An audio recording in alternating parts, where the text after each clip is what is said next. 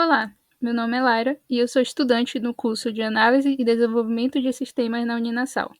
Esse vídeo é fruto de uma atividade para a disciplina Organização e Arquitetura de Computadores.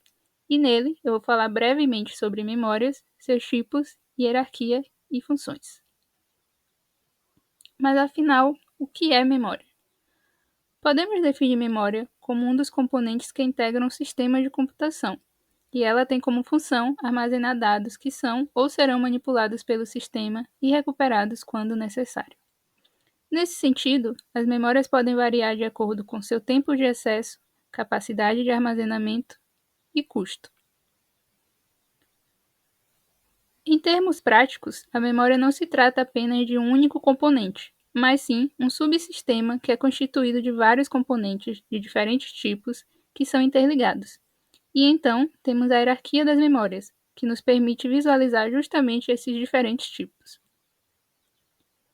A hierarquia é comumente representada por uma pirâmide, onde a lógica seguida é a seguinte: quanto mais ao topo, maior será a sua velocidade, seu custo e menor será a sua capacidade. E quanto mais à base, podemos perceber que menor será a sua velocidade e o custo e maior será a sua capacidade. Tendo isso elucidado, podemos nos atentar agora aos tipos de memória e sua posição hierárquica. Ao topo da pirâmide, temos os registradores, que é a memória interna à CPU. Elas guardam instruções e dados que estão sendo manipulados nas operações executadas pelo processador e auxiliam nas buscas das informações que estão na memória RAM. Em seguida, temos a memória cache. Elas podem ser internas ou externas ao processador e a função dela é agilizar a transferência das informações entre a memória principal e o processador.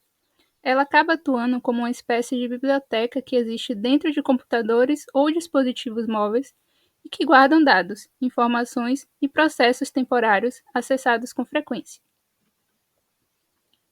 Já a memória RAM, também conhecida como memória principal ou memória primária, é responsável pelo armazenamento de informações necessárias para a execução de aplicativos em uso e para o funcionamento do próprio sistema operacional.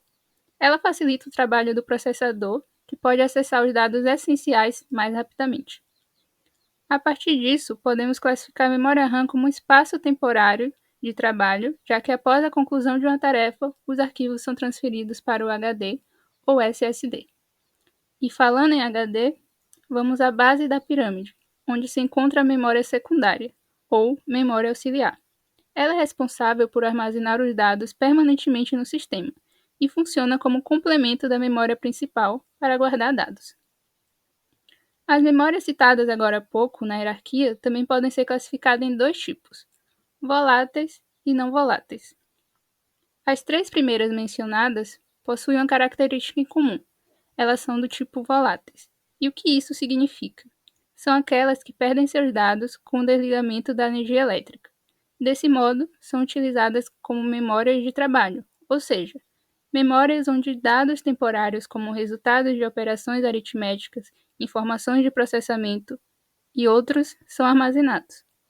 Já as memórias não voláteis são aquelas que mantêm salvos seus dados, mesmo com o desligamento da energia elétrica, e um exemplo desse tipo de memória é o famoso HD. Bom, o intuito desse vídeo foi falar realmente de forma breve sobre memórias. Espero que tenham gostado e caso queiram se aprofundar um pouco mais nesse tema, deixarei as referências e materiais de apoio na descrição do vídeo. Obrigada e até a próxima!